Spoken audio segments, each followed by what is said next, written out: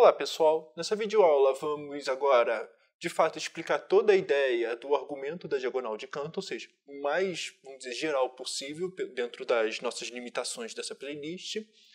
E nessa videoaula vamos agora formalizar cada etapa que a gente fez, em boa parte, um pouco mais intuitivo, razoavelmente formalizado, mas um argumento que dava para generalizar é o que a gente vai fazer nessa videoaula. Então, o que a gente viu anteriormente? Na aula passada a gente viu que tem uma bijeção entre esses dois conjuntos aqui. Do conjunto das partes dos naturais com um conjunto das sequências de zeros e uns. Em que essa bijeção é o que a gente chama de função característica. Na verdade, a função característica vai daqui para cá. Em que para cada conjunto nós associamos os elementos 1 e 0 de acordo da ordenação que tem. Por exemplo, se o 1 está, a gente bota 1 na primeira coordenada. Se o 2 não está, bota 0 na segunda coordenada. Essa função é o que a gente chama de função característica, que é uma bijeção. Só que a gente pode interpretar esse conjunto aqui, porque a gente vai querer generalizar para um conjunto X qualquer, não esse N que a gente colocou uma anotação, como um conjunto das funções que vai dos naturais para 0, 1. Esse conjunto aqui é igual a esse conjunto aqui. Por quê? Porque, olha só, para eu saber o que acontece com uma função, eu tenho que saber o que acontece em cada ponto do seu domínio. Então, o 1 ele vai para ou 0 ou 1. O 2 ele vai para o 0 ou 1. O 3 ele vai para o 0 ou 1, e assim sucessivamente. Então eu posso pegar, essencialmente, eu posso falar 1, eu vou colocar na minha primeira coordenada, ou 0 ou 1. O 2 eu vou botar na minha segunda coordenada. O 3 eu faço a terceira, e assim sucessivamente. Esse aqui é o que a gente chama de f de 1. Esse é o que a gente chama de f de 2. Esse que a gente chama de f de 3, e assim sucessivamente. E a gente reordena F1, F2, F3, de forma que forma uma sequência de zeros e uns, porque meu contradomínio é 0 e 1. Então, esse conjunto aqui, essencialmente, são iguais. Basta uma troca de notação. Mas por que eu estou falando disso? Que aqui não dá muito para generalizar para qualquer conjunto X, é mais difícil. A gente consegue falar para A0, 1 ao quadrado, cubo, mas aqui conseguimos trocar esse N por qualquer X. Isso que é importante. E aqui também é fácil. Só trocar o N por X por conjunto das partes. Então, só para formalizar, uma definição que a gente acabou não fazendo totalmente, considere X um conjunto. A gente define o conjunto das partes de X, que nós vamos denotar por esse símbolo aqui, um P bonitinho e um X, em que é o conjunto, que é os subconjuntos de X, ou seja, é o Y, um conjunto tal que Y está contido em X. Então, a parte, vamos dizer, descrita é isso aqui. Y está dentro de X, se somente se Y pertence à parte de X. É isso que está escrito. Ou seja, a gente troca continência por pertence. Só que a gente aumenta um pouquinho aqui. Tá? Esse conjunto é o que a gente vai trabalhar. E o que é interessante é que essa função aqui, bijetora, que estava aqui, que nós fizemos nas outras aulas, dá para generalizar rapidamente com esse aqui. Ou seja, é possível criar o que a gente chama de função característica, que vai ser uma bijeção daqui para cá. Em que sentido? Como que a gente generaliza? Então, o que a gente vai fazer é o seguinte, nós pegamos uma φ, a φ é uma função que vai daqui para cá, então eu tenho que pegar um conjunto. Esse φ de y, ele vai ser o quê? Esse φ de y ele vai ter que ser uma função. Agora, quando a gente escreve uma função, então φ de y ele vai ser o que a gente vai denotar por QC de y. Quem é QC de y? QC de y é uma função que vai de x para 0, 1. Ou seja, para cada y temos a função, onde essa função é denotada por... complica um pouquinho a escrita, mas... Ou seja, para cada x, nós associamos quem? Aí agora a gente bota o colchete. 0 se x não pertence a y e 1 se x pertence a y. Então, olha, para cada conjunto y, nós associamos uma função que tem um y envolvido e o y está envolvido desse jeito. Então, o que quer dizer isso? Então, olha, primeiro, o que eu quero deixar claro é que essa função é injetora. Por quê?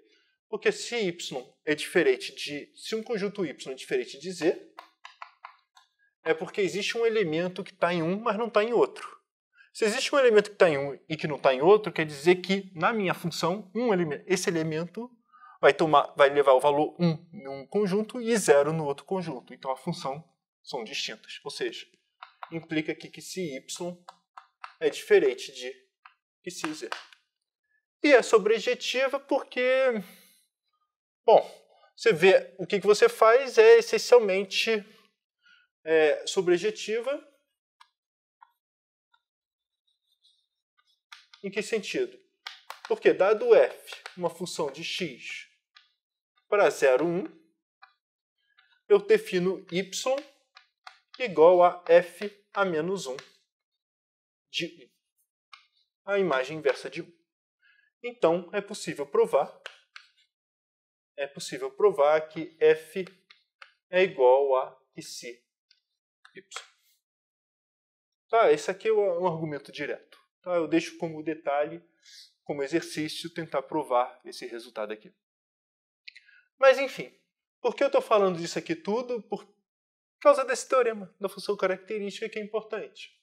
Esse é o teorema de Cantor, que diz o seguinte: seja x um conjunto qualquer, então não existe uma objeção entre x e o conjunto das partes de x. Bom, para demonstrar isso, é importante o seguinte: se x é finito, você consegue uma fórmula e dizer que a cardinalidade de x e as partes de x são diferentes. Tá? Um é n e o outro é 2 elevado a n. Mas o que é interessante é, supomos x infinito. Ou nem precisa disso, mas não é supor nada. Tanto faz. O que a gente vai fazer é o seguinte: o conjunto do x o conjunto das partes de x tem uma bijeção com isso. Então, se eu provar que qualquer função injetora não é sobrejetora, então eu provo que não pode existir uma bijeção entre x e as partes de x. É só isso, é o mesmo argumento que a gente fez na outra videoaula. Então, o que a gente vai fazer agora? Então, para provar isso, eu tenho que fazer o quê? Eu tenho que construir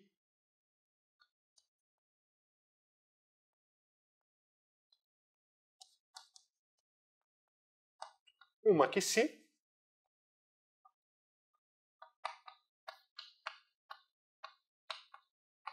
tal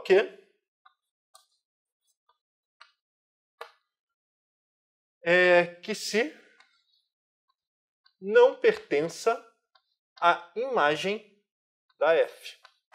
É isso que eu quero fazer. Então, como que a gente faz isso? Então, olha, eu sei que para cada x,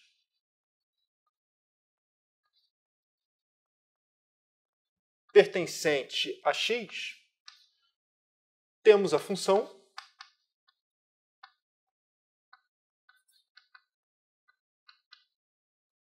eu vou denotar por esse jeitinho aqui, para imitar um pouco a notação do outro quadro, f de x, que é uma função de x para 0, 1. Tem que fazer uma diagramação e tomar cuidado com a escrita. Então, para cada x, nós temos aqui em que para cada y, nós associamos um f de x, y, por exemplo. Então, para cada x, temos uma função. Agora, o que a gente vai fazer é, tome o seguinte. O que a gente vai fazer é o seguinte. Está vendo o x? Y vai ter que usar diagonal. Você vai ter que usar diagonal A11, A22, A33. Então, olha, eu vou tomar o y que eu vou tomar aqui é o mesmo x que eu vou tomar aqui. Tome que se de x Então, tome que psi de x diferente de f de x, x. Então, o que a gente está fazendo? Podemos fazer isso, vamos dizer, com esse argumento, porque nós temos dois elementos. Ou seja, o f de xx ou é 0 ou é 1. Se o f de xx for 1, a gente toma 0. Se o f de xx for 0, toma 1. Logo, nós temos o seguinte. Logo, que psi é diferente de f de x para todo x pertencente a x. Isso mostra... Mas quem é o f de x? O f de x é o meu conjunto imagem. Isto é, o f de x é o que psi não pertence à imagem da f. Que é o que a gente queria demonstrar. Então, vocês viram o que eu quero deixar claro? A notação ela fica mais carregada, porque, olha só, para cada elemento nós associamos... nós temos uma função que para cada elemento associamos uma outra função. E isso, se não tomar cuidado com a escrita, a organização, a gente se perde fácil. E mais ainda, você vê que a diagonal de Cantor está usada aqui. Você bota o x e x aqui, para isso aqui valer. E esse é o cuidado que a gente fez. Ou seja, de só uma mudança de escrita, uma escrita um pouquinho melhor, nós provamos um resultado um pouquinho mais geral. Que eu sempre consigo aumentar a cardinalidade de um conjunto. Basta ficar pegando o conjunto das partes sucessivamente. E, basicamente, é isso que eu queria mostrar para vocês. Eu acho que isso aqui é um bom final para o Teorema de Cantor. Ele é muito interessante, vamos dizer assim. E eu gosto bastante desse teorema, vamos dizer. É isso.